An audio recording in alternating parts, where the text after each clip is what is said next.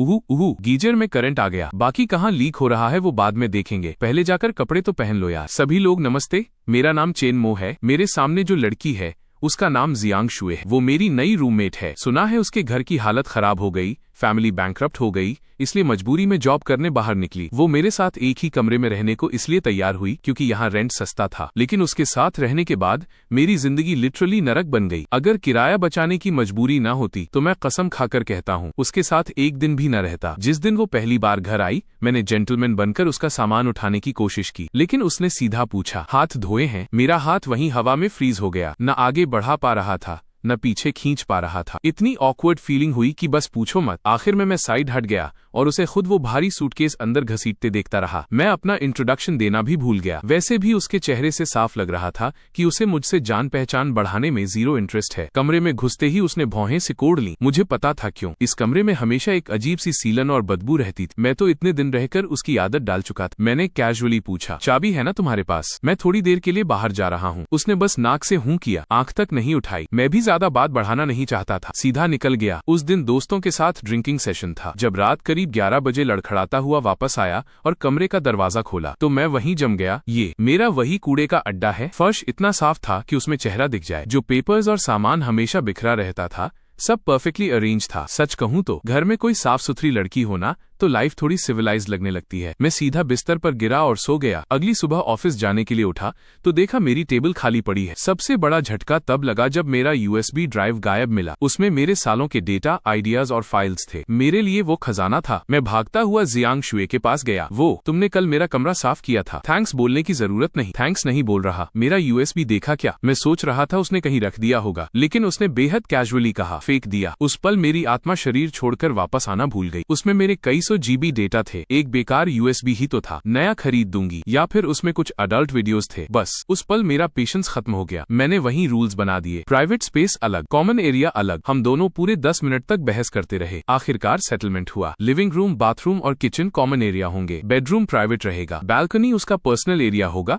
क्योंकि उसे वहां अपने कपड़े सुखाने होते थे और वो नहीं चाहती थी कि मैं देखूं। मेरा कमरा साउथ साइड में था। धूप अच्छी आती थी, इसलिए मैं अपने कपड़े वहीं सुखा सकता था। उसके कमरे में तो धूप ऐसे आती थी जैसे गवर्नमेंट ऑफिस में ऑनेस्टी आती है। कॉम्पेंसेशन के तौर पर उसने पानी बिजली का बिल देने की जिम्मेदारी ले ली। रूल्स फिक्स होने के बाद वो वापस कमरे में चली गई। कुछ देर बाद उसके कमरे से रोने की आवाज आने लगी। धीरे धीरे वो आवाज और तेज हो गई। मैं नाक खुजाते हुए सोचने लगा, मैंने ऐसा क्या कर दिया? मैं तो वैसे भी पानी बिजली हार्डली इस्तेमाल करता हूँ, उससे एक्स्ट्रा पैसे भी नहीं मांगे। शनिवार की सुबह मैं मजे से सपना देख रहा था कि अचानक धड़ाम, मेरे कमरे का दरवाजा जोर से खुला। मैं डर के मारे बिस्तर से उछल पड़ा। सामने जियांग शुए खड़ी थी, चेहरा पूरा घबराया हुआ। अगली बार अंदर आने से पहले नॉक कर लिया करो। तुम दरवाजा लॉक क्यों नहीं करते? तुम्हें ये टूटा हुआ दरवाजा देखकर लगता है इसमें लॉक है? ओह, मैं बस 2 हैंगर लेने आई। फिर उसने मुझे ऊपर से नीचे तक देखा और बोली, क्या कर रहे थे? कोई सीक्रेट हैंडक्राफ्ट प्रोजेक्ट? हे भगवान, एक 6 फुट का आदमी होकर भी मैं उसकी बात सुनकर लाल हो गया। वो हैंगर लेकर जाने लगी, फिर अचानक मुस्कुराई। अरे वाह,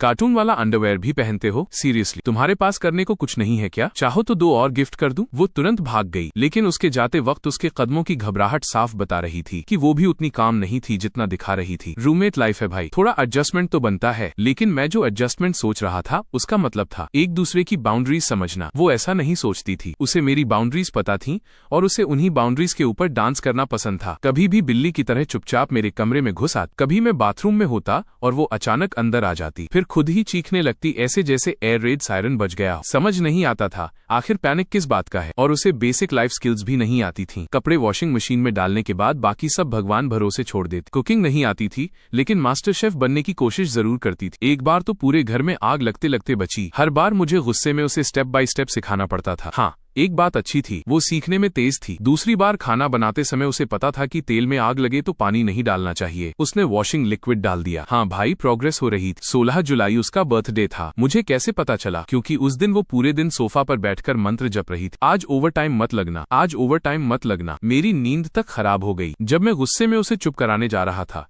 तब तक वो घर से निकल चुकी थी। उस दिन वो अनयूजुअली जल्दी में थी। उसका कमरा खुला रह गया था। मैं अंदर नहीं गया, बस दरवाजे से झांका। टेबल पर एक टेकअवे बॉक्स रखा था। उसमें आधा बंद थोड़ी सी खिचड़ी और 2 छोटे वेजिटेबल डिशेस बचे थे। यही उसका पिछली रात का डिनर था। पता नहीं मुझे क्या हुआ। मैं नीचे गया, सब्जियां खरीदी और उसके आने के समय के हिसाब से खाना बनाना शुरू कर दिया। खाना बनाते वक्त मैं खुद को ही गालियां दे रहा था। भाई, तू आखिर कर क्या रहा है? जब वो वापस आई, टेबल पर 4 डिशेस, सूप और एक छोटा केक रखा था। वो दरवाजे पर ही फ्रीज हो गई। क्या आज तुम्हारे दोस्त आने वाले हैं? नहीं, आज एक बेवकूफ का बर्थडे है। तुम्हें कैसे पता आज मेरा बर्थडे है? सुबह तुम थोड़ी और जोर से बोलती ना तो पूरी बिल्डिंग को पता चल जाता। वो अचानक हंस पड़ी। तुम दिखते तो काफी डेंजरस हो, लेकिन दिल के बुरे नहीं हो। फिर उसने धीरे से कहा, पापा के जाने के बाद पहली बार किसी ने मेरा बर्थडे सेलिब्रेट किया है। मैंने साय लिया। तुम लड़की हो, खूबसूरत हो, फिगर भी अच्छा है, बस भगवान ने तुम्हें एक एक्स्ट्रा डेंजरस माउथ दे दिया। बर्थडे के बाद वो कमरे में नहीं गई, सीधा आकर मेरे घुटनों पर सिर रखकर सो गई। और मैं पूरी रात जागता रहा। कोई गलत सोच नहीं थी भाई, बस मेरी टांग सुन्न हो गई। उस दिन के बाद हमारे बीच की ऑकवर्डनेस खत्म हो गई। हम साथ स्नैक्स खाते, टीवी देखते। उसे शायद मेरा शांत स्वभाव पसंद आने लगा था, और मुझे तो उसकी खूबसूरती पसंद थी। सिंपल। एक दिन वो बाथरूम में नहा रही थी और मैं बाहर बैठकर जल्दी जल्दी खाना खा रहा था। अचानक अंदर से जोरदार चीख आई, आ गीजर में करंट आ गया। अगले ही पल जियांग शुए बिना कपड़ों के बाथरूम से बाहर भागती हुई निकली। उस पल मेरा दिमाग 3 सेकंड के लिए बंद हो गया। सच में सिस्टम हैंग हो गया था। मैंने बड़ी मुश्किल से कहा, बाकी कहाँ लीक हो रहा है वो बाद में देखेंगे, पहले जाकर कपड़े पहन लो। उस इंसिडेंट के बाद वो मुझसे आंख मिलाने में शर्माने लगी। मुझे देखते ही रास्ता बदल लेती। करीब 3 महीने बाद अचानक मेरी तबीयत खराब हो गई। पेट में ऐसा दर्द हो रहा था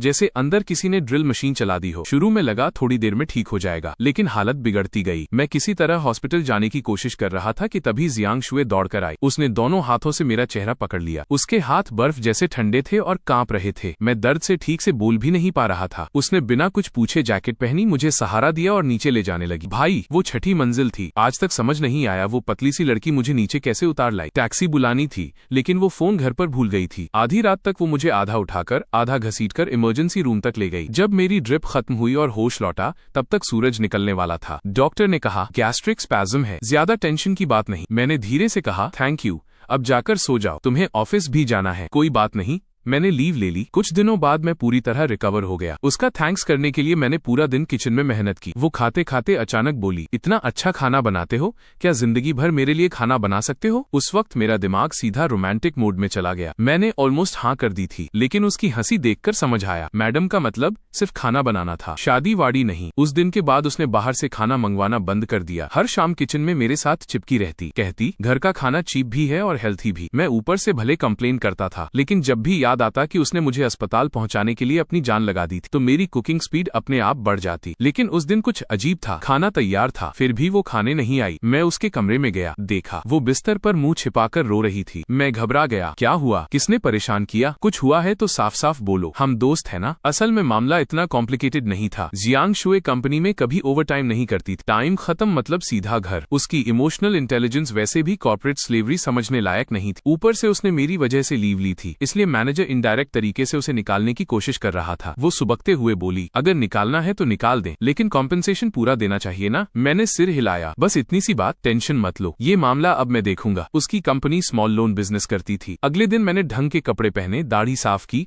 अपनी पुरानी फेक ब्रांडेड वॉच निकाली और फुल एटीट्यूड में उसकी कंपनी पहुंच गया। रिसेप्शनिस्ट मुस्कुराकर बोली, sir do you have an appointment? मैंने मुस्कुराकर कहा, नहीं, लेकिन अब होने वाली है। अपने मैनेजर को बाहर बुलाओ, मुझसे बात करनी है। थोड़ी देर बाद एक मोटा सा आदमी सूट पहनकर हांफता हुआ आया। मैंने उसे देखते ही पहचान लिया। मेरी यादों वाली फोटो से पूरा मैच कर रहा था। वही था। वो बनावटी मुस्कान के साथ बोला, सर नमस्ते, किस तरह की सर्विस चाहिए? थोड़ा फंड चाहिए। 2 मिलियन। 2 मिलियन? मैंने सीधा कहा, अबे 200 रुपए चाहिए होते तो पेटीएम से निकाल लेता। उस दिन मैं उस हरामखोर मैनेजर को पकड़कर ऐसी ऐसी बातें करवाता रहा कि बेचारा कंफ्यूज हो गया। कभी बिजनेस की बात, कभी प्रोडक्ट्स की, कभी पोएट्री, कभी फिलॉसफी, कभी लाइफ गोल्स, और आखिर में बिना नंबर दिए ऐसे निकल गया जैसे कोई अंडरकवर एजेंट हूँ। अगले दिन फिर पहुंच गया, फिर उसके अगले दिन, पूरा 1 हफ्ता लगातार। आखिरकार उसकी अक्ल ठिकाने आई। उसे समझ आया कि मैं लोन लेने नहीं, उसकी जिंदगी का सर्कस बनाने आया हूँ। उसके बाद जब भी जाता वो मुझे इग्नोर करने लगा। लेकिन भाई, मैं सेल्फ मीडिया वाला आदमी हूँ, मेरे पास पैसा भले ना हो, कॉन्टैक्ट्स बहुत हैं। मैंने अपने अकाउंट पर बस एक मदद वाला पोस्ट डाला और बस पूरा इंटरनेट जस्टिस मोड में एक्टिवेट हो गया। कोई बोला,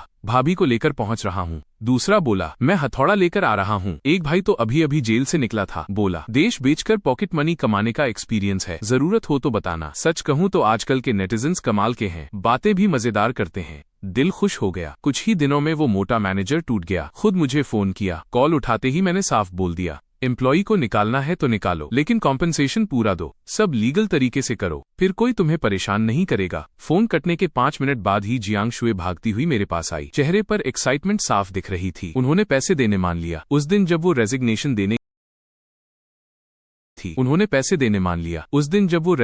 देने गई, मैं भी उसके साथ गया। मैनेजर ने जैसे ही मुझे देखा, उसका चेहरा करेला बन गया। पास खड़े सेल्स वाले तो ऐसे घूर रहे थे जैसे मौका मिले तो यहीं गाड़ दें, और मैं तो बड़े प्यार से हाथ हिलाकर हेलो बोल रहा था। जियांग शुए पूरी शॉक थी। तुम्हारी इन लोगों से काफी अच्छी बॉन्डिंग हो गई लगती है। हाँ, काफी डीप इंटरेक्शन हुआ है। उसके बाद जियांग शुए पूरे 1 हफ्ते घर पर आराम करती रही, रोज लेट उठना, फिर मेरा बनाया खाना खाना। एक दिन कंप्लेंट करने लगी। मैं सिर्फ 1 हफ्ते में 3 किलो मोटी हो गई। आराम पूरा होने के बाद उसने फिर रेज्यूमे भेजना शुरू किया। Interviews, applications, calls. एक पल के लिए सच में मेरा मन हुआ कि उसे बोल दूं, चलो दोनों मिलकर कंटेंट क्रिएशन करते हैं। घर में साथ रहना, साथ खाना, साथ काम करना, लाइफ काफी अच्छी लगती। हाँ, मानता हूँ मेरे अंदर सेल्फिशनेस थी। घर में इतनी खूबसूरत लड़की हो तो मूड अपने आप अच्छा रहता है, लेकिन फिर एक फोन कॉल ने सब गड़बड़ कर दिया। जियांग शुए को नई जॉब मिल गई, सिफांग डिस्ट्रिक्ट में एडमिनिस्ट्रेटिव वर्क। मेरे घर से मेट्रो में पूरा 1 घंटा लगता था। उस रात हमने सेलिब्रेशन किया। थोड़ा नशा चढ़ा तो मैंने कैजुअली पूछा, तो कब शिफ्ट हो रही हो? जरूरत हो तो मदद कर दूं? वो मुझे देखकर बोली, मैंने कब कहा कि मैं शिफ्ट हो रही हूँ? अरे तुम्हारा ऑफिस इतना दूर है ना? दूर कहाँ है? मैंने तुरंत कहा, तुम तो पहले 40 मिनट एक्स्ट्रा ट्रैवल से भी घर बदलने को तैयार हो जाती थी। फिर मैं हंसते हुए बोला, कोई तंग करे तो भाई को बुला लेना। तभी अचानक मकान मालिक अंदर आ गया। बहुत माफ कीजिए, मैंने ये घर बेच दिया है। नया बायर जल्दी पोजेशन चाहता है, आप लोगों को जल्दी निकलना पड़ेगा। मैं वहीं फ्रीज हो गया, फिर धीरे से जियांग शुए की तरफ देखा। अब कहाँ जाओगी? शायद सिफांग डिस्ट्रिक्ट। ऑफिस के पास रहना आसान होगा। और तुम? मैं शायद आउटस्कर्ट्स चला जाऊं। सस्ता होगा और शांत भी, इंस्पिरेशन भी मिलेगा। हम दोनों में से किसी ने भी फिर साथ रहने की बात नहीं की। अजीब सी समझदारी थी हमारे बीच, शायद इसलिए क्योंकि सब बहुत जल्दी हुआ था। पहले लड़ाई, फिर समझना, फिर एक दूसरे के साथ खड़ा होना। अगर हमारे पास सिर्फ 6 महीने और होते तो शायद मैं हिम्मत करके उससे पूछ लेता, क्या पूरी जिंदगी साथ रहना चाहोगी? लेकिन उस समय ऐसा बोलना कुछ ज्यादा सस्पिशियस लगता। मैंने हिम्मत जुटाकर कहा, वो अगर चाहो तो मैं भी सिफांग डिस्ट्रिक्ट में घर ढूंढ लूं, 2 लोग मिलकर रेंट बांट लेंगे। उसने धीरे से कहा, हमारे ऑफिस में एक नई लड़की आई है, कल ही उसके साथ रहने का प्लान बना लिया। जिस दिन वो जा रही थी मैं उसका सामान नीचे उतार रहा था। उसने मेरे कंधे पर हाथ मारकर धूल हटाई, फिर मुस्कुराकर बोली, एक हग नहीं मिलेगा? मैंने मुंह फेरते हुए कहा, इतना इमोशनल होने की जरूरत नहीं, व्हाट्सएप है ना। लेकिन अगले ही पल मैंने उसे कसकर पकड़ लिया। जब उसकी छोटी सी शिफ्टिंग वाली गाड़ी दूर जा रही थी, ऐसा लगा जैसे मेरे अंदर उगती हुई फीलिंग्स भी उसके साथ चली गईं। मुझे याद भी नहीं कि वो मेरी बाहों से कैसे अलग हुई, ना ये याद है कि हमने गुड बाय कैसे कहा। बस उसके गले लगाने के वक्त मेरे दिमाग में सिर्फ 4 शब्द घूम रहे थे, किस्मत बड़ा कमीना खेल खेलती है। आखिर में मैं खाली सड़क की तरफ हाथ हिलाता रह गया। उसके बाद हमारी चैट हिस्ट्री 6 सितंबर पर जाकर रुक गई। अगले दिन मैं भी शिफ्ट हो गया, दोस्तों को बुलाया, पूरा दिन सामान उठाते उठाते निकल गया। रात को सबके साथ बारबेक्यू खाने बैठ गए। उसी फेमिलियर माहौल ने मुझे वापस रियलिटी में लापटका। दिल में जो उसकी याद भारी होकर बैठी थी, थोड़ी हल्की लगी। एक दोस्त ने पूछा, और वो खूबसूरत रूममेट? चली गई, तूने साथ क्यों नहीं रखा? उसका ऑफिस अलग एरिया में है, मेरे साथ रहकर क्या करती? वो अचानक जोर से बोला,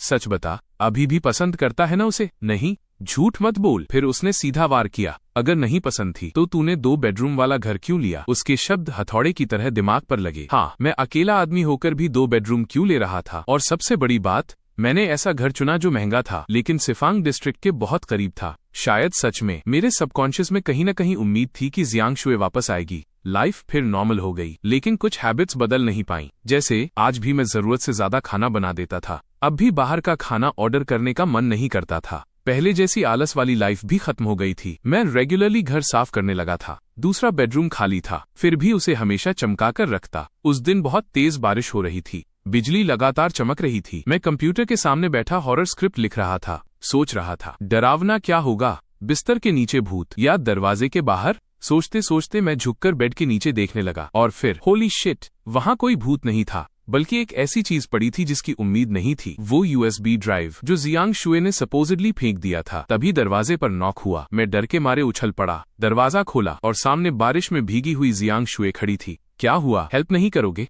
मैं हक्का बक्का रह गया। जियांग शुए, ये क्या चल रहा है? आजकल ब्रोकर्स बहुत लूट रहे हैं, सोचा सीधा तुम्हें रेंट दे दूं, ब्रोकरेज बच जाएगी। फिर उसने मुस्कुराकर कहा, नए रूममेट को वेलकम करने का तरीका बड़ा यूनिक है तुम्हारा। मैंने जल्दी से कहा, पहले जाकर नहा लो, वरना बीमार पड़ जाओगी। वो तुरंत पूछ बैठी, इस घर का गीजर करंट तो नहीं मारता? नहीं, मैं कई बार खुद टेस्ट कर चुका हूँ। फिर मैंने पूछा, लेकिन तुम्हें मेरा नया एड्रेस मिला कैसे? ब्रोकर से पूछा, हम दोनों सेम ब्रोकर यूज करते हैं, भूल गए? मैंने हंसते हुए कहा, अच्छा आदमी है वो। वो बोली, हाँ, उतना भी ब्लैक हार्टेड नहीं जितना तुम कहते थे। मैंने सिर हिलाया। मैं उसके कैरेक्टर की नहीं, उसके रंग की बात कर रहा था। भाई सच में बहुत काला है। वो हंसते हुए गेस्ट रूम में चली गई। मैं सोफा पर बैठा रहा। मेरी उंगलियों में अब भी उसकी भीगी हुई बॉडी की ठंडी नमी बाकी थी। मैं उठकर किचन गया। जो एक्स्ट्रा खाना बनाया था उसे दोबारा गर्म किया। मुझे पता था कमरा साफ करने के बाद उसे भूख लगेगी। उसकी एपेटाइट मुझे अच्छी तरह पता थी। दिखने में पतली थी, लेकिन खाने में किसी योद्धा से कम नहीं। पुराने घर में जब भी मैं 4 डिशेज और सूप बनाता था, वो हमेशा मुझसे आधा कटोरा ज्यादा चावल खाती थी। कुछ देर बाद उसका दरवाजा खुला।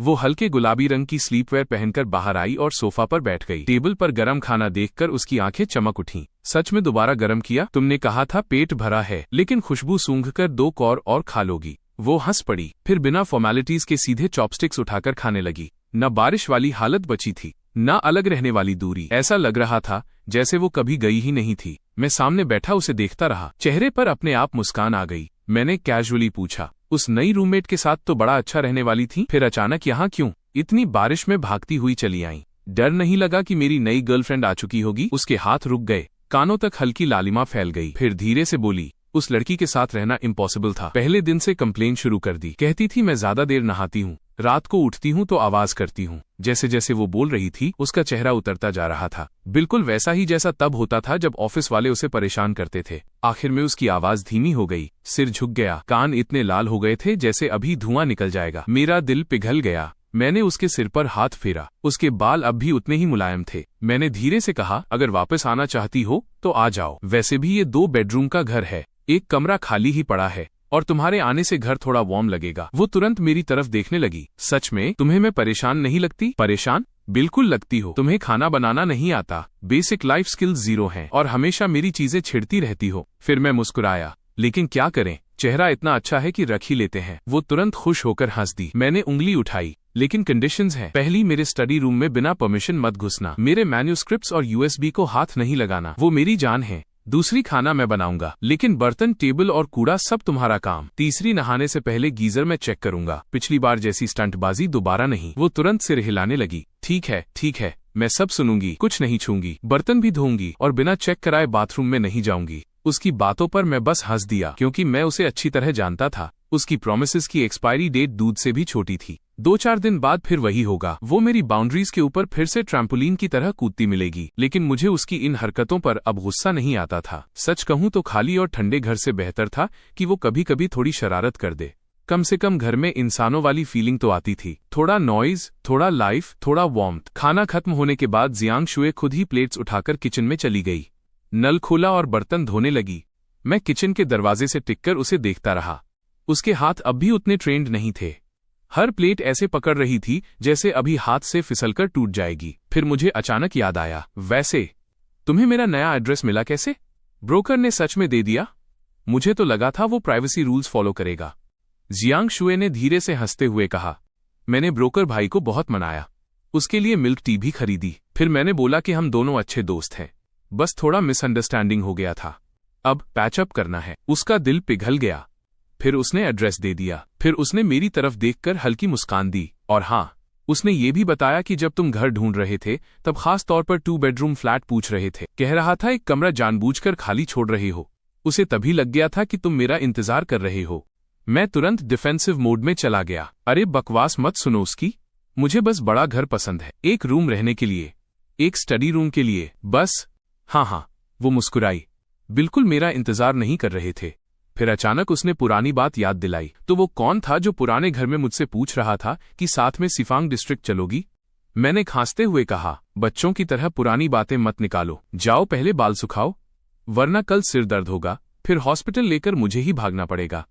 मुंह से चाहे कुछ भी बोल रहा था, लेकिन अगले ही पल मैं खुद हेयर ड्रायर लेकर आ गया, प्लग लगाया और उसके बाल सुखाने लगा। जियांग शुए थोड़ा चौंकी, फिर चुपचाप सोफा पर बैठ गई। मैं उसके पीछे खड़ा था, मेरी उंगलियों में उसके लंबे बालों के बीच धीरे धीरे गुजर रही थीं। हेयर ड्रायर की गर्म हवा चल रही थी, उसके बाल मेरी उंगलियों में उलझ रहे थे, इतने मुलायम थे कि अनरियल लग रहे थे। पूरा घर शांत था, बस हेयर ड्रायर की हुसेस वाली आवाज। और उसी पल मेरे दिल में अचानक एक अजीब सा ख्याल आया, काश ये पल ऐसे ही हमेशा चलता रहे। थोड़ी देर बाद उसने किचन की तरफ देखा और उठने लगी। मैं कुछ बनाऊं? मैं तुरंत बोला, पिछली बार पूरा घर जलाने वाली थी, अब फिर एक्सपेरिमेंट करोगी? बाहर जाओ, मैं बना देता हूं। 10 मिनट। वो ओबीडियंट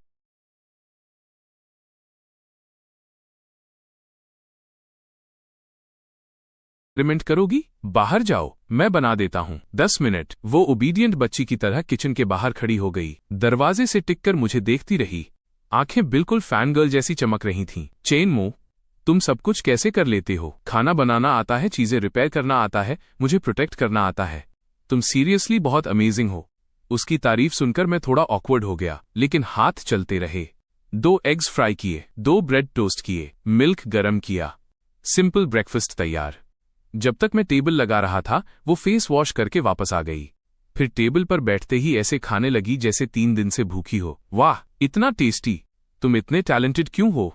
बाहर वाले ब्रेकफास्ट से भी बेटर है। फिर उसने उम्मीद भरी आंखों से पूछा, क्या मुझे रोज तुम्हारे हाथ का ब्रेकफास्ट मिलेगा? मैंने फेक एटीट्यूड में कहा, डिपेंड्स ऑन माई मूड। अगर मैं काम में बिजी हुआ तो खुद ऑर्डर कर लेना। वो बस मुस्कुरा दी। उस वक्त खिड़की से आती धूप उसके चेहरे पर पड़ रही थी, इतनी सॉफ्ट और वार्म कि कुछ पल के लिए मेरी आंखें भी उस पर अटक गईं। और उसी पल मुझे लगा, शायद जिंदगी का असली मतलब यही है। 1 घर, 2 लोग, 3 वक्त का खाना, 4 मौसम। सुबह कोई साथ ब्रेकफास्ट करे और शाम को कोई घर लौटने का इंतजार करे। उसके बाद लाइफ धीरे धीरे सेटल होने लगी। जियांग शुए की नई जॉब एडमिन पोजीशन की थी। सुबह 9 से शाम 6, कभी कभी ओवर टाइम भी। मैं रोज उससे 10 मिनट पहले उठ जाता, ब्रेकफास्ट बनाता। वो जल्दी जल्दी खाकर भागती हुई ऑफिस निकल जाती, और शाम को जब वो लौटती तब तक डिनर लगभग रेडी होता। हाँ, एक बात माननी पड़ेगी, उसने अपनी बात निभाई। खाने के बाद खुद बर्तन धोती, किचन साफ करती, लिविंग रूम भी क्लीन रखती। हाँ, कभी कभी अब भी छोटी मोटी बेवकूफियां कर देती थी, लेकिन पहले से बहुत इंप्रूव हो गई थी। और मैं अब भी वही हॉरर सेल्फ मीडिया वाला आदमी था। घर में बंद रहकर स्क्रिप्ट्स लिखना, इलस्ट्रेशंस बनाना, वीडियोस एडिट करना। लाइफ सिंपल थी, लेकिन स्ट्रेंजली पीसफुल। जब जियांग शुए जल्दी घर आ जाती तो क्वाइटली सोफा पर बैठकर किताब पढ़ती या फोन चलाती रहती, मुझे डिस्टर्ब नहीं करती। कभी कभी साइलेंटली मेरे लिए गर्म पानी रख जाती। और इसी नॉर्मल सी जिंदगी में धीरे धीरे कुछ बदलने लगा। एक अजीब सा अनस्पोकन रोमांस, जैसे 2 लोगों के बीच एक पतली सी ग्लास वॉल हो। दोनों को पता है उसके पीछे क्या है, लेकिन कोई उसे तोड़ नहीं रहा। जैसे टीवी देखते देखते वो धीरे से मेरे कंधे पर सिर रख देती, हॉरर सीन आते ही मेरी बांह पकड़कर पूरी की पूरी मुझसे चिपक जाती, पूरा कांप रही होती, लेकिन मुंह से फिर भी बोलती, मैं बिल्कुल नहीं डर रही। हाँ, बिल्कुल नहीं। कभी मैं देर रात तक काम करता तो वो लिविंग रूम की लाइट चालू छोड़ देती, मेरी टेबल पर गर्म दूध रख जाती, फिर खुद क्वाइटली सोने चली जाती। बारिश वाले दिनों में मैं उसका ऑफिस टाइमिंग कैलकुलेट करके मेट्रो स्टेशन पहुंच जाता। वो मेरी बांह पकड़कर पानी में छप छप करते हुए चलती, चेहरे पर ऐसी स्माइल होती जैसे दुनिया की सारी खुशी उसी के पास हो। वीकेंड पर हम दोनों शायद ही बाहर जाते, ज्यादातर घर में पड़े रहते। मैं काम करता रहता, वो घर साफ करती या स्नैक्स बनाना सीखती। सक्सेस रेट आज भी क्वेश्चनेबल था, लेकिन जब भी कुछ बनाती सबसे पहले मुझे खिलाती। एक शनिवार मैं वीडियो एडिटिंग में इतना डूबा हुआ था कि लंच करना भूल गया। जियांग शुए ने मुझे डिस्टर्ब नहीं किया, चुपचाप किचन में गई और ऑनलाइन ट्यूटोरियल देखकर वॉन्टन बनाना सीखने लगी। जब मैं फाइनली कमरे से बाहर आया तो टेबल पर टेढ़े मेढ़े वॉन्टन रखे थे, कुछ फटे हुए, कुछ से फिलिंग बाहर निकल रही थी। वो एप्रन पहने खड़ी थी, हाथों पर आटा लगा था और चेहरे पर प्योर एक्सपेक्टेशन। मैं उन्हें देखकर हंस पड़ा, फिर एक स्पून उठाकर टेस्ट किया। सरप्राइजिंगली स्वाद बुरा नहीं था, बस नमक थोड़ा ज्यादा था। वो टेंशन में पूछने लगी, कैसा है? बहुत खराब बना क्या? मैं हंस पड़ा, नहीं, बस थोड़ा कम नमक डालना अगली बार। फिर मैंने पूरा बोल खत्म कर दिया। वो इतनी खुश हुई जैसे किसी किंडरगार्टन बच्चे को स्टार स्टिकर मिल गया हो। उस दोपहर हम बालकनी में बैठे धूप सेंक रहे थे। वो आंखें बंद करके कुर्सी पर लेटी थीं। फिर अचानक बोली, चेन मो, तुम्हें लगता है हम सिर्फ रूममेट्स हैं? मैंने उसकी तरफ देखा, धीरे से कहा, हम सबसे अच्छे रूममेट्स हैं और सबसे अच्छे दोस्त भी। उसने मेरी तरफ देखा, उसकी आंखों में कुछ था, कुछ ऐसा जो मैं समझ रहा था, लेकिन फिर भी समझने का नाटक कर रहा था। वो कुछ कहना चाहती थी, लेकिन आखिरकार सिर्फ धीरे से बोली, हूँ। असल में हम दोनों जानते थे, हमारा रिश्ता दोस्ती से बहुत आगे निकल चुका था। बस हम दोनों किसी सही समय का इंतजार कर रहे थे, किसी ऐसे पल का जब हम फाइनली दिल की बात बोल पाएं। दिन बीतते गए, मौसम ठंडा होने लगा। लेट ऑटम आ गया, लेकिन घर पहले से ज्यादा गर्म महसूस होने लगा। अब घर लौटते ही खाने की खुशबू आती थी। कोई बात करने वाला होता था। अब वो अकेलापन नहीं बचा था, और शायद इसी वजह से मैं इस जिंदगी का आदी होता जा रहा था, और उतना ही डर भी रहा था कहीं ये सब छिन न जाए। एक वीकेंड हल्की बारिश हो रही थी, ठंडी ग्लूमी वेदर। हम दोनों बाहर जाने के मूड में नहीं थे। मैं पुराने वीडियो मटेरियल्स अरेंज कर रहा था। जियांग शुए सोफा पर कुशन पकड़कर फोन चला रही थी। पूरा माहौल शांत और कोजी था। फिर अचानक उसने लंबी सांस ली, फोन साइड में रखा, घुटनों को पकड़कर चुपचाप सिर झुका लिया। मैंने तुरंत नोटिस कर लिया कि कुछ गड़बड़ है। काम रोककर उसके पास गया, धीरे से उसकी पीठ थपथपाई। क्या हुआ? ऑफिस में कुछ हुआ? किसी ने कुछ कहा? मैंने आवाज बहुत सॉफ्ट रखी। डर था कहीं वो और टूट न जाए। काफी देर तक वो चुप रही, फिर धीरे से सिर उठाया। आंखें लाल थीं, आंसू भरे हुए। कांपती आवाज में बोली, आज पापा की डेथ एनिवर्सरी है। मुझे तुरंत उसका बर्थडे याद आया। उसी दिन उसने बताया था कि उसके पिता गुजर गए थे। इलाज में पूरा पैसा खत्म हो गया था, इसीलिए उसे बाहर आकर काम करना पड़ा। सस्ते रेंटेड हाउस में रहना पड़ा। मैंने कभी उसके पास्ट के बारे में ज्यादा नहीं पूछा। डर था कहीं उसके घाव फिर से न खुल जाएं। मैंने धीरे से उसे अपनी बाहों में खींच लिया, उसका सिर अपने कंधे पर रख दिया और बच्चे की तरह उसकी पीठ थपथपाने लगा। बस फिर क्या था, वो टूट गई। मेरी छाती से लगकर जोर जोर से रोने लगी।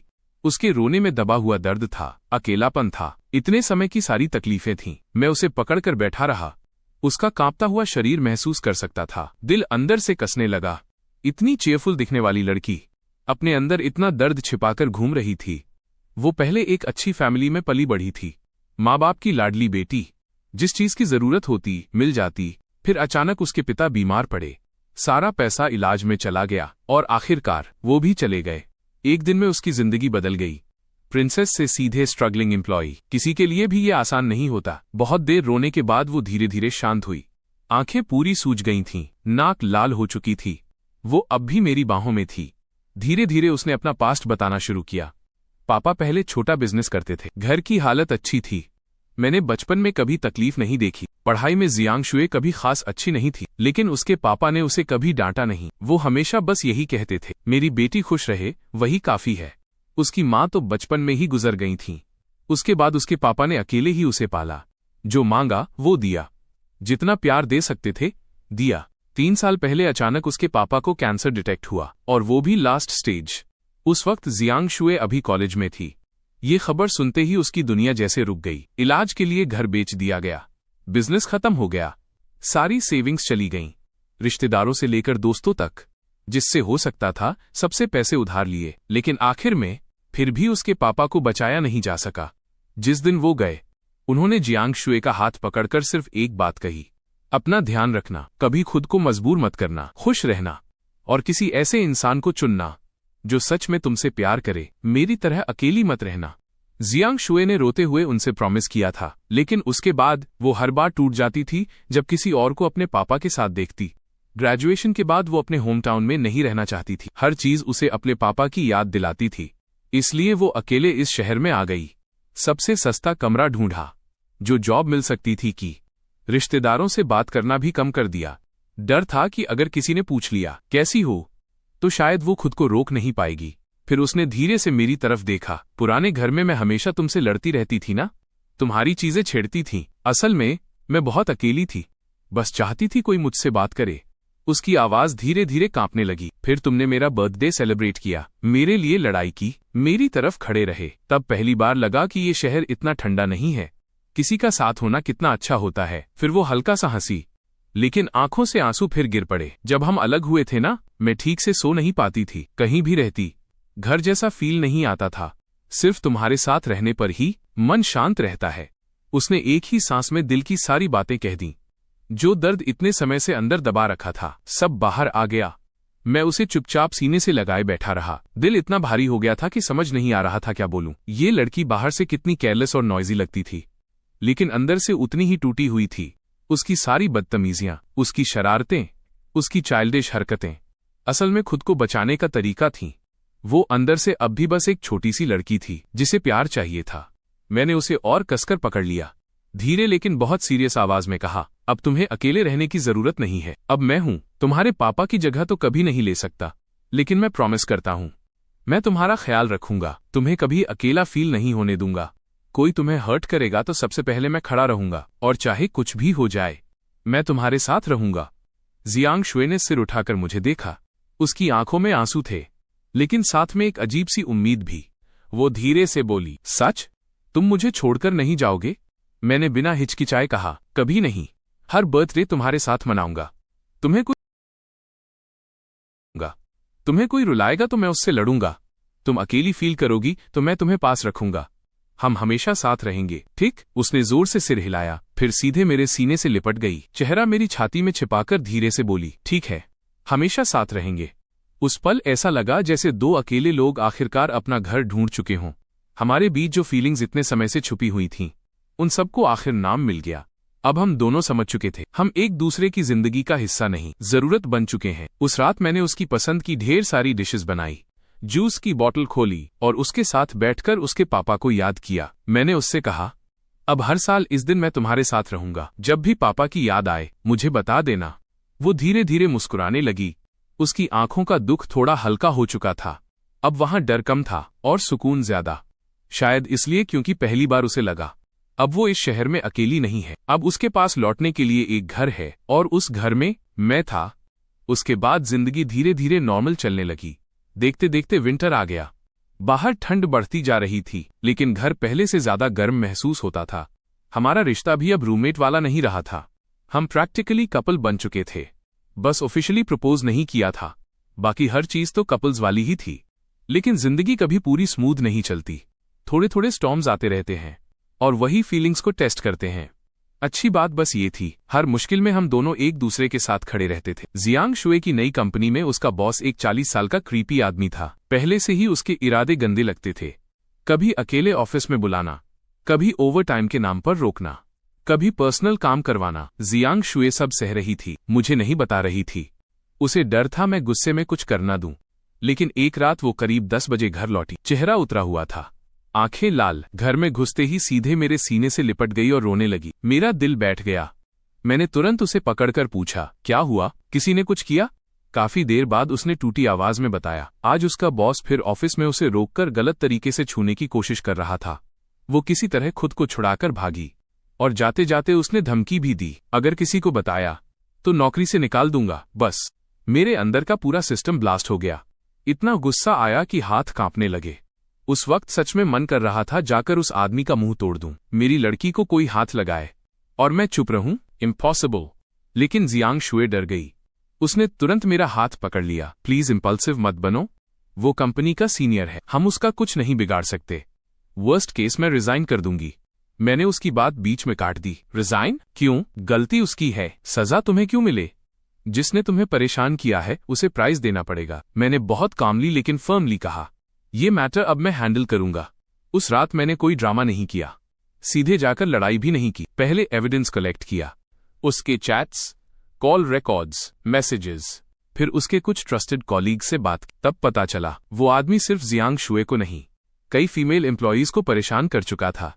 बस सब नौकरी जाने के डर से चुप थी। लेकिन मैं इतने साल सेल्फ मीडिया फील्ड में रह चुका था, ऐसे क्रीप्स को एक्सपोज कैसे करना है अच्छे से आता था। मैंने सारे प्रूफ्स एनोनिमसली कंपनी हेडक्वार्टर्स की डिसिप्लिनरी टीम को भेज दिए। फिर कुछ लोकल ब्लॉगर्स और मीडिया कॉन्टैक्ट्स के जरिए इनडायरेक्टली इश्यू उठवाया। सीधे नाम नहीं लिया, लेकिन इतना हिंट दे दिया कि प्रेशर बन जाए। साथ ही एक लॉयर फ्रेंड से लीगल एडवाइस भी ले ली। 2 दिन बाद कंपनी हेडक्वार्टर्स से लोग इन्वेस्टिगेशन के लिए आए। वो क्रीपी बॉस शुरुआत में झूठ बोलता रहा, लेकिन एविडेंस बहुत सॉलिड था। ऊपर से दूसरी लड़कियां भी सामने आ गईं।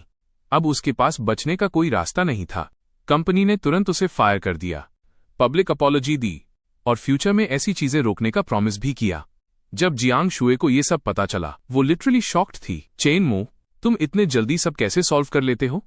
मुझे लगा था बहुत लंबा मामला होगा। मैं थोड़ा एटीट्यूड में बोला, ऑब्वियसली, आखिर तुम किसकी गर्लफ्रेंड हो? ये बोलते ही मेरा दिमाग फ्रीज हो गया, क्योंकि मैंने पहली बार उसे ओपनली गर्लफ्रेंड कह दिया था। मेरे कान तुरंत लाल हो गए। जियांग शुए भी कुछ सेकंड के लिए ब्लैंक रह गई। फिर उसके चेहरे पर धीरे धीरे स्माइल आई। वो पंजों के बल खड़ी हुई और मेरे गाल पर किस कर दिया। धीरे से बोली, हाँ, मैं तुम्हारी गर्लफ्रेंड हूं। अब जिंदगी भर मुझे प्रोटेक्ट करना पड़ेगा। उस पल दिल लिटरली पिघल गया। मैंने उसे बाहों में खींचा और धीरे से किस किया। वो कोई फिल्मी ड्रामेटिक किस नहीं था, बस बहुत सॉफ्ट, बहुत वार्म और बहुत सच्चा। उस किस में हमारी सारी फीलिंग्स थीं, सारा इंतजार था। उस दिन के बाद हम ऑफिशियली कपल बन गए। अब हम ऑकवर्ड रूममेट्स नहीं थे। ये घर भी अब सिर्फ रेंटेड फ्लैट नहीं रहा था, ये हमारा छोटा सा घर बन चुका था। लेकिन कुछ समय बाद मेरी लाइफ में भी प्रॉब्लम आ गई। मेरे हॉरर सेल्फ मीडिया अकाउंट को कुछ राइवल क्रिएटर्स ने मास रिपोर्ट कर दिया। कहा मेरा कंटेंट सुपरस्टिशन प्रमोट करता है। कई वीडियोस हट गए, अकाउंट की रीच गिर गई, इनकम अचानक बहुत कम हो गई। मेरा मूड पूरी तरह खराब हो गया। मैं दिन भर स्टडी रूम में बंद रहता, ज्यादा बात नहीं करता। जियांग शुए सब नोटिस कर रही थी, लेकिन उसने मुझे फोर्स नहीं किया, बस क्वाइटली मेरा साथ देती रही। कभी अच्छा खाना बनाती, कभी मेरे साथ देर रात तक जागती, कभी प्लेटफॉर्म रूल्स पढ़कर मेरे स्क्रिप्ट्स ठीक करवाती, यहां तक कि आइडियाज भी देने लगी। एक रात उसने मेरा हाथ पकड़कर कहा, हार मत मानो, तुम्हारा कंटेंट सच में अच्छा है, बस कुछ लोग जेलस हैं, हम धीरे धीरे सब ठीक कर लेंगे। उसकी आंखों में इतना भरोसा था कि मेरा कॉन्फिडेंस वापस आने लगा। मैंने कंटेंट दोबारा ऑप्टिमाइज करना शुरू किया, सेंसिटिव टॉपिक्स अवॉइड किए, वीडियोस और बेहतर बनाए। और जियांग शुए, उसके वियर्ड लेकिन क्रिएटिव आइडियाज सरप्राइजिंगली बहुत काम आए। उसका क्वर्की ब्रेन मेरे हॉरर चैनल के लिए परफेक्ट था। धीरे धीरे अकाउंट फिर ग्रो करने लगा, व्यूज वापस आए, फॉलोअर्स तेजी से बढ़ने लगे और इनकम भी पहले से ज्यादा हो गई। मैंने खुशी में उसे कसकर पकड़ लिया। सीरियसली, अगर तुम नहीं होती ना, तो मैं अब भी डिप्रेशन में पड़ा होता। तुम मेरी लकी स्टार हो। जियांग शुए तुरंत मुस्कुराई। ऑब्वियसली, मैं तुम्हारी गर्लफ्रेंड हूं, हेल्प तो करनी पड़ेगी। फिर वो मेरे सीने से लगकर धीरे धीरे मुस्कुराने लगी। चेहरे पर वही पीसफुल स्माइल थी जो सिर्फ घर मिलने के बाद आती है। असल में सबसे अच्छी मोहब्बत कभी एक इंसान की अकेली मेहनत नहीं होती, बल्कि दो लोगों का साथ होता है। ऐसा साथ जहां मुश्किल आए तो कोई कंधे से कंधा मिलाकर खड़ा रहे, और जब जिंदगी नीचे गिराने लगे तो वही इंसान हाथ पकड़कर ऊपर खींच ले। सुख दुख में साथ, हर हाल में साथ। सर्दियों की पहली बर्फ उस शहर पर चुपचाप उतर आई थी। पूरा शहर सफेद चादर में लिपटा हुआ किसी फिल्म के सीन जैसा लग रहा था। बाहर आसमान से लगातार बर्फ गिर रही थी और घर के अंदर हीटर की गर्माहट फैली हुई थी। उस दिन वीकेंड था और मैंने काफी समय से एक चीज की तैयारी कर रखी थी। मैं जियांग शुए को एक प्रॉपर कन्फेशन देना चाहता था, एक ऐसा पल जिसमें उसे महसूस हो कि वो मेरे लिए कितनी खास है। हम दोनों वैसे तो पहले ही रिलेशनशिप में आ चुके थे, लेकिन मैंने कभी उसे ढंग से प्रपोज नहीं किया था। हमेशा लगता था कि मैं उसे वो एहसास नहीं दे पाया जिसकी वो हकदार थी। ये लड़की मेरे साथ छोटे से किराए के घर में रही, बिना किसी शिकायत के हर मुश्किल झेली। मैंने सोचा अब वक्त है उसे ये भरोसा देने का कि मैं सच में उसके साथ पूरी जिंदगी बिताना चाहता हूँ। मैंने घर को थोड़ा सजाया, महंगे फूल या फैंसी कैंडल्स नहीं खरीदे, क्योंकि भाई बजट भी कोई चीज होती है। बस उसकी पसंद वाली छोटी छोटी फेरी लाइट्स लगाई, बालकनी और लिविंग रूम को कोजी बना दिया। फिर उसकी पसंद के ढेर सारे डिशेस बनाए, एक छोटा सा केक लिया और एक सिंपल सी सिल्वर रिंग खरीदी। वो कोई डायमंड रिंग नहीं थी, लेकिन उसे खरीदने के लिए मैंने काफी दिनों तक पैसे बचाए थे। मेरे लिए उसकी कीमत किसी खजाने से कम नहीं थी। सुबह जब जियांग शुए उठकर कमरे से बाहर आई तो पूरा सजा हुआ घर और डाइनिंग टेबल पर रखा खाना देखकर वहीं रुक गई। उसकी आंखों में सरप्राइज साफ दिख रहा था। आज क्या है? तुमने ये सब कब किया? मैंने उसका हाथ पकड़ा और उसे कुर्सी पर बैठाया। फिर उसकी आंखों में देखते हुए धीरे धीरे कहा, आज कोई खास दिन नहीं है, बस मैं तुम्हें ऑफिशियली बताना चाहता हूँ कि मैं तुमसे कितना प्यार करता हूँ। शुरुआत में हम दोनों बस मजबूरी में साथ रहने वाले रूममेट्स थे। हर बात पर लड़ते थे, एक दूसरे को इरिटेट करते थे, लेकिन धीरे धीरे तुम मेरी आदत बन गई। फिर आदत से बढ़कर मेरी जिंदगी। पहले मुझे लगता था जिंदगी बस जैसे तैसे कट जाए वही काफी है, 2 वक्त का खाना मिल जाए, सिर पर छत हो, बस। लेकिन तुमसे मिलने के बाद समझ आया कि घर क्या होता है, किसी का इंतजार करना क्या होता है। मेरे पास बहुत पैसा नहीं है, मैं कोई बड़ा आदमी भी नहीं हूँ, बस एक आम सा कंटेंट क्रिएटर हूँ। तुम्हें लग्जरी लाइफ नहीं दे सकता, लेकिन एक चीज का वादा कर सकता हूँ, जिंदगी के हर दिन तुम्हें प्यार करूंगा, तुम्हारा ख्याल रखूंगा, तुम्हें कभी अकेला महसूस नहीं होने दूंगा। 3 वक्त का खाना मैं बनाऊंगा और पूरी जिंदगी तुम्हारे साथ चलूंगा। मैंने गहरी सांस ली। जियांग शुए, मैं तुमसे प्यार करता हूँ, ये कोई टेम्पररी फीलिंग नहीं है। मैंने बहुत सोचकर ये फैसला लिया है। क्या तुम मेरी गर्लफ्रेंड बनकर नहीं, मेरी पूरी जिंदगी बनकर रहोगी? क्या तुम मुझसे शादी करोगी? मैंने वो सिल्वर रिंग निकाली और उसके सामने घुटनों पर बैठ गया। दिल इतनी तेज धड़क रहा था जैसे एग्जाम हॉल में बिना पढ़े पेपर देने जा रहा हूँ। जियांग शुए वहीं खड़ी रह गई। अगले ही पल उसकी आंखों से आंसू बहने लगे, लेकिन वो दुख के आंसू नहीं थे, वो खुशी थी। उसने जोर से सिर हिलाया। हाँ, मैं तो बहुत पहले से तैयार थी। मैंने मुस्कुराते हुए उसकी उंगली में रिंग पहनाई। साइज बिल्कुल परफेक्ट था। अब तुम ऑफिशियली मेरी हो, जिंदगी भर भाग नहीं पाओगी। वो मुझे पकड़कर रोने लगी, लेकिन चेहरे पर इतनी प्यारी स्माइल थी कि उस पल दुनिया की हर चीज फीकी लग रही थी। उसने अपनी उंगली में रिंग देखते हुए कहा, ये मेरी जिंदगी का सबसे खूबसूरत गिफ्ट है, किसी भी सोने हीरे से ज्यादा। उस रात हम दोनों खिड़की के पास खड़े होकर बाहर गिरती बर्फ देखते रहे, खाना खाते रहे, फ्यूचर की बातें करते रहे। कोई लग्जरी नहीं थी, कोई एक्सपेंसिव सेटअप नहीं था, लेकिन उस छोटे से घर में जो खुशी थी वो शायद बड़े बड़े महलों में भी नहीं मिलती। रात तक बर्फ रुक चुकी थी, बाहर चांदनी सफेद बर्फ पर पड़ रही थी और पूरा रास्ता चमक रहा था। मैंने उसका हाथ पकड़ा और हम नीचे वॉक करने निकल गए। बर्फ पर चलते हुए चर्र चर्र की आवाज आ रही थी। हम धीरे धीरे सड़क पर चलते रहे, बातें करते रहे, हंसते रहे। ठंडी हवा भी उस वक्त गर्म लग रही थी। जियांग शुए ने आसमान की तरफ देखकर कहा, चांद कितना गोल और सुंदर लग रहा है। मैंने उसकी तरफ देखा और हंस दिया, इतना भी सुंदर नहीं जितनी तुम। वो तुरंत शर्माकर मुझे मारने लगी। मैंने झुककर उसके माथे को किस किया। उस पल अचानक एहसास हुआ कि जिंदगी की सबसे बड़ी खुशी शायद यही होती है, भीड़ भरी दुनिया में अपने सही इंसान को ढूंढ लेना। कितने भी चक्कर काट लो, आखिर में दिल उसी के पास लौटता है जो सच में अपना होता है। उस दिन के बाद हमारी जिंदगी पहले जैसी ही साधारण रही, लेकिन अब रिश्ते में एक भरोसा आ गया था। अब हम बस रूममेट्स या लवर्स नहीं थे, बल्कि सच में एक दूसरे का घर बन चुके थे। जियांग शुए रोज ऑफिस जाती और घर लौटते ही उसे गर्म खाना मिलता। मैं अपना कंटेंट बनाता रहा और धीरे धीरे मेरा काम भी ग्रो करने लगा। इनकम पहले से स्टेबल हो गई थी। हम दोनों साथ बैठकर फ्यूचर प्लान करते, पैसे बचाते और सोचते कि अगले साल तक किसी छोटे से घर का डाउन पेमेंट कर देंगे। हमारे बीच छोटी मोटी लड़ाइयां अब भी होती थीं। मैं उसे उसकी भूलने की आदत पर चिढ़ाता, वो मुझे अनइमोशनल बोलकर लड़ती। लेकिन अब हम समझ चुके थे कि यही हमारा प्यार जताने का तरीका है। लड़ाई होती, 2 घंटे बाद वही एक दूसरे को स्नैक्स खिला रहे होते। Typical couple behaviour. नए साल पर मैं उसके साथ उसके होम टाउन गया। वहां उसने अपने पिता की कब्र पर फूल रखे। मैं उनके सामने खड़ा होकर धीरे से बोला, मैं जियांग शुए का हमेशा ख्याल रखूंगा, उसे कभी दुख नहीं होने दूंगा। जियांग शुए ने मेरा हाथ कसकर पकड़ लिया। उसकी आंखों में भरोसा साफ दिखाई दे रहा था। उसके बाद हम वापस अपने छोटे से किराए वाले घर लौट आए और फिर से मेहनत में लग गए। मैंने और ज्यादा मेहनत से वीडियोस बनाई। अकाउंट तेजी से ग्रो करने लगा, अच्छे ब्रांड डील्स मिलने लगे और इनकम कई गुना बढ़ गई। उधर जियांग शुए ने भी नई नौकरी ज्वाइन कर ली, पहले से ज्यादा आरामदायक और अच्छी सैलरी वाली। अब उसे किसी की डांट नहीं सुननी पड़ती थी। वो पहले से ज्यादा खुश रहने लगी। हम अभी भी उसी 2 कमरे वाले किराए के घर में रह रहे थे, लेकिन अब वो सिर्फ कमरा नहीं था, वो हमारा घर था। हर कोने में हमारी यादें थीं। सुबह साथ उठना, मैं ब्रेकफास्ट बनाता और वो घर समेटती। शाम को साथ खाना बनाना, टीवी देखते हुए रैंडम बातें करना। वीकेंड पर कभी घर में पड़े रहना, कभी मूवी देखने निकल जाना। जिंदगी सिंपल थी, लेकिन दिल भरा हुआ था। कभी कभी हम पुराने दिनों को याद करके हंस पड़ते। वो टूटा हुआ दरवाजा जो ठीक से बंद नहीं होता था, वो डेंजरस वाटर हीटर,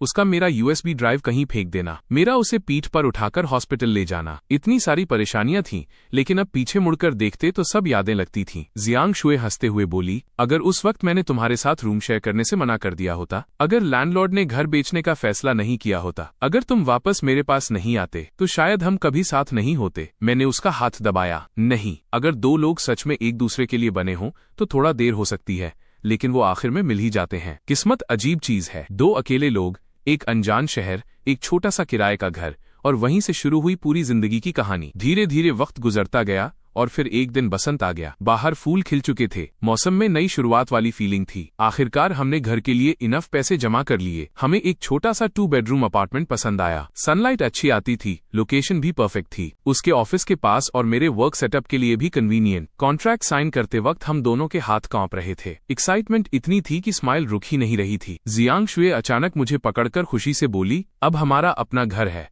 अब हमें बार बार शिफ्ट नहीं होना पड़ेगा। मैंने उसे गले लगा लिया। दिल के अंदर अजीब सी राहत थी। एक पुराने टूटे फूटे किराए के कमरे से लेकर अपने घर तक पहुंचने का सफर हमने सच में साथ मिलकर तय किया था। शिफ्टिंग वाले दिन हमने ज्यादा लोगों को नहीं बुलाया, बस हम दोनों धीरे धीरे सामान पैक करते रहे। हर चीज में कोई न कोई मेमोरी जुड़ी हुई थी। वो यूएसबी ड्राइव जो कभी खो गया था और फिर मिला, मैंने नए घर की स्टडी टेबल पर सबसे ऊपर रख दिया। वो हमारी कहानी की शुरुआत का सिंबल था। उसका दिया हुआ हार्ड ड्राइव भी अब तक संभाल कर रखा था। उसमें सिर्फ फाइल्स नहीं थीं, हमारी यादें थीं। नए घर को हमने अपने हिसाब से डेकोरेट किया। वार्म लाइट्स, छोटे प्लांट्स, कंफर्टेबल सोफा, सब कुछ वैसा जैसा हम चाहते थे। पहली रात हमने नए घर में ढेर सारा खाना बनाया, एक बॉटल वाइन खोली और अपनी नई जिंदगी सेलिब्रेट की। जियांग शुए सामने बैठी मुझे देख रही थी। चेन मो, थैंक यू हमेशा मेरे साथ रहने के लिए, मुझे घर देने के लिए। मैंने हल्का सा सिर हिलाया। मुझे तुम्हारा शुक्रिया करना चाहिए, तुमने मेरी जिंदगी बदल दी, मुझे अकेलेपन से बाहर निकाला। मैंने वाइन ग्लास उठाया और उसकी तरफ बढ़ाया। बाकी की पूरी जिंदगी, हर मौसम में, हर हाल में मेरे साथ सिर्फ